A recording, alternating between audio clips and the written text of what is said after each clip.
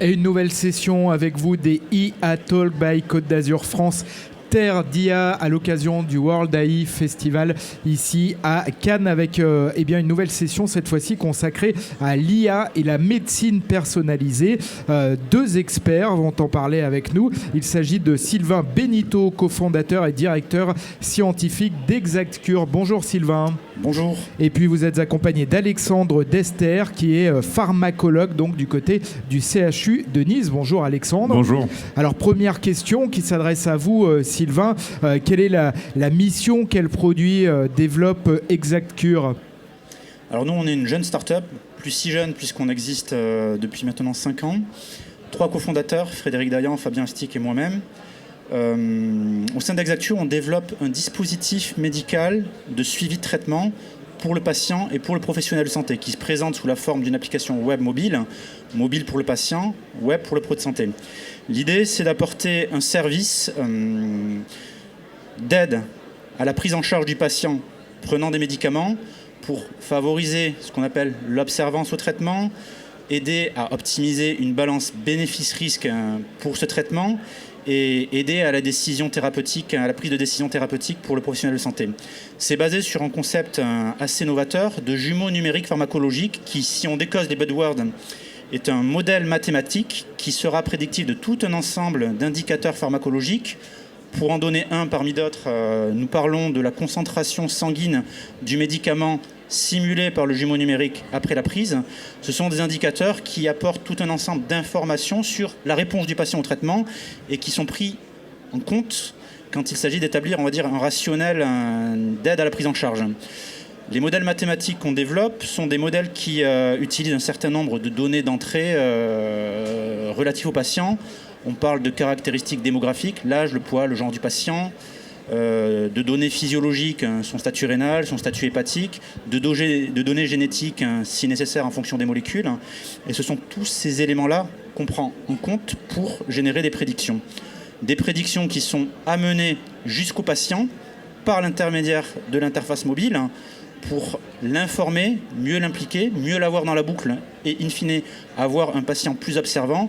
Il faut savoir que dans des aires thérapeutiques comme l'oncologie, les manques d'observance sont vraiment très très importants. Seulement 3 patients sur 10 en moyenne sont observants à leur traitement, avec des échecs thérapeutiques qu'on peut imaginer.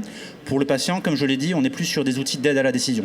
Alors Alexandre, vous êtes pharmacologue, quel est votre rôle ? Donc nous, en tant que pharmacologue au laboratoire du CHU de Nice, on va recevoir les prélèvements sanguins des patients et on va analyser, on va doser le médicament pour pouvoir, dans un premier temps, vérifier que le patient ait bien pris son médicament, puis dans un second temps, vérifier que l'exposition à ce médicament soit suffisante, qu'on n'ait pas un surdosage qui pourrait potentiellement induire des effets indésirables, mais également un sous-dosage qui va potentiellement induire une inefficacité et donc l'échec thérapeutique. Et on va se servir d'outils comme le propose ExactCure pour maximiser la prédiction et donc adapter plus finement la posologie et proposer une posologie plus fine aux médecins. Donc l'outil fait une forme de simulation, si j'ai bien compris, et après vous mettez en œuvre, c'est ça, vous, à l'hôpital ? C'est exactement ça.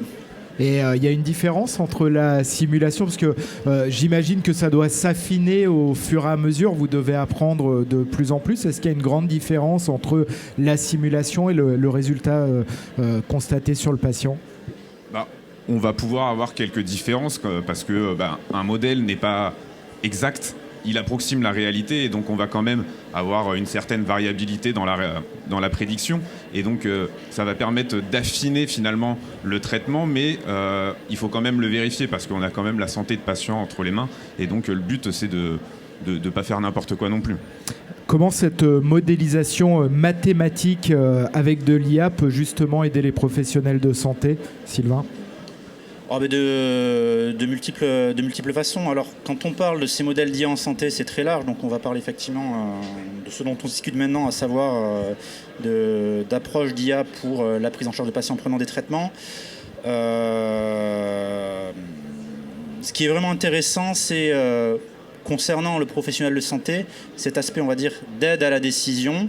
Une aide à la décision qui, en fait, en réalité, intervient tout au long de la prise en charge du patient, depuis l'initiation d'un traitement, s'il s'agit d'une pathologie chronique, pour effectivement arriver, on va dire, à bien ajuster les posologies de façon suffisamment fine en fonction des caractéristiques du patient, jusqu'à l'optimisation du traitement au fur et à mesure de la prise en charge, en prenant en compte, comme vous l'avez à raison soulevé, les données de retour de patients. Oui.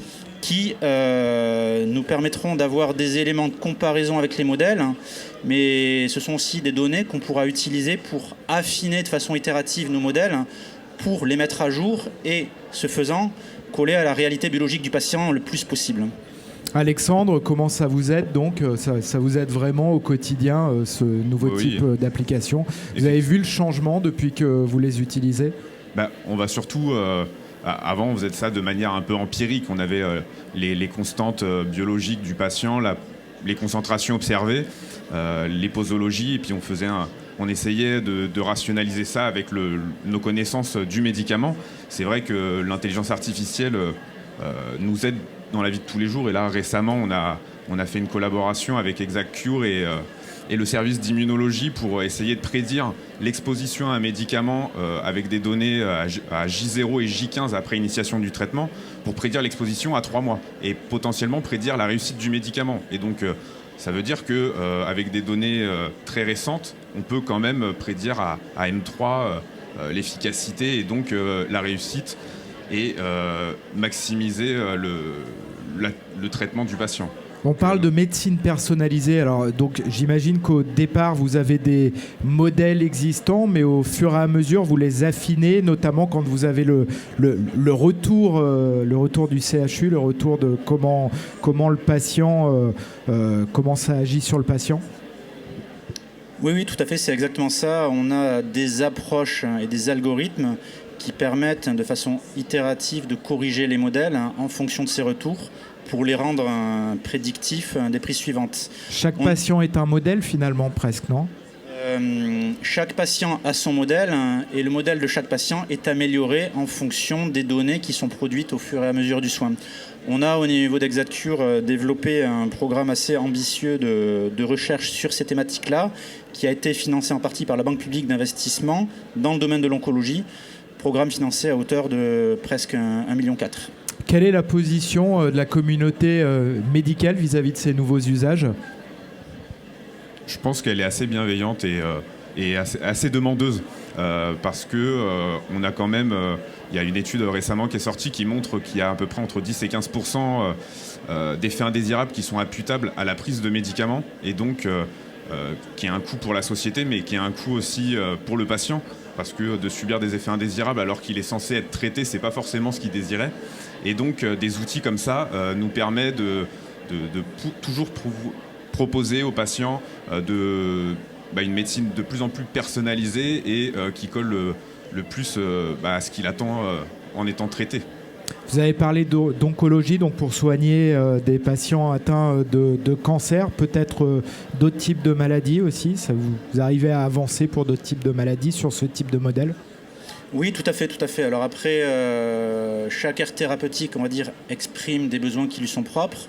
Ceci étant posé, nous, au niveau du développement d'ExactCure, on développe un dispositif médical qui se veut, on va dire, le plus générique possible. Maintenant, dans notre stratégie de développement, on a défini et priorisé un certain nombre d'aires thérapeutiques. Donc on parle de la psychiatrie, on parle du domaine cardiovasculaire, on parle de l'algologie, traitement de la douleur, qui est une aire extrêmement importante pour nous. C'est un exemple parmi d'autres d'aires qu'on a été amené à adresser. À l'heure actuelle, au niveau d'ExactCure, on a donc développé des modèles sur de nombreuses indications et de nombreuses molécules qui nous permettent de couvrir environ un quart des spécialités pharmaceutiques qui sont en circulation sur le marché français.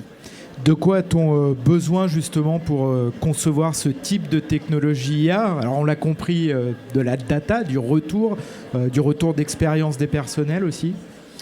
Alors, on peut répondre à cette question, on va dire, en regardant le côté endogène et exogène, comme on dirait un biologiste. Donc au niveau endogène, c'est-à-dire vu de l'intérieur pour une entreprise telle comme la nôtre, ce qui est important, c'est d'arriver à former et à structurer des équipes qui sont suffisamment pluridisciplinaires.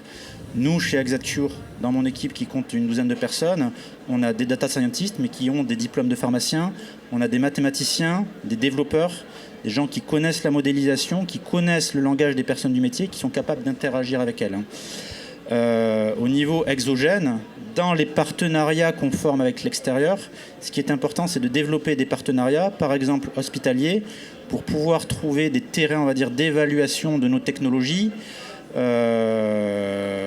sur des aires thérapeutiques à la fois intéressantes pour nous et pour nos partenaires, qui donneront de la crédibilité aux produits et qui, d'autre part, sont aussi exigés par les instances réglementaires parce qu'on est dans des processus de mise sur le marché de dispositifs médicaux. Comment ça se passe au niveau de l'hôpital? Ce sont des services spécialisés, des métiers spécifiques qui ont été créés? Pas forcément de nouveaux métiers, mais on va dire que médecins, pharmaciens ont dû apprendre l'intelligence artificielle, les algorithmes, à modéliser des données, à créer des algorithmes d'intelligence artificielle pour pouvoir faire ce genre de choses. Après, forcément, on a la routine et le côté hospitalier et soigner les patients qui rentrent en compte, donc on a un manque de temps. Oui. C'est surtout sur ce côté-là que des industriels vont avoir un rôle important. Ils vont avoir une force de frappe qui est beaucoup plus importante avec potentiellement des moyens un petit peu plus importants et surtout du temps pour développer ces algorithmes qu'en tant que médecin ou pharmacien, on n'a pas à l'hôpital. Sylvain, vous avez déployé ça uniquement aujourd'hui avec le CHU de Nice ou c'est une solution que j'imagine vous comptez déployer ailleurs mais que vous avez peut-être déjà déployé ailleurs? On a effectivement de nombreux partenariats avec de nombreuses entités, en particulier hospitalières. En fait, on va dire, différentes façons de le faire. Soit en interaction directe avec des hospitaliers, soit en passant par un tierce partenaire industriel qui lui-même développera une technologie, qui l'implantera à l'hôpital et qui sera interopérable avec la nôtre. Par exemple, la société Exacture a un partenariat commercial et stratégique avec la société Vidal qui développe des systèmes d'information et d'aide à la décision hospitalier qu'elle développe et qu'elle déploie auprès de ses hôpitaux clients. Merci beaucoup à tous les deux. Merci Sylvain Benito, cofondateur et directeur scientifique d'Exacture, et Alexandre Dester, assistant hospitalo-universitaire au CHU de Nice. Et donc, on a appris ce terme pharmacologue. Voilà, c'est la fin de cette IA Talk consacrée à l'IA et à la médecine personnalisée. Merci à tous les deux.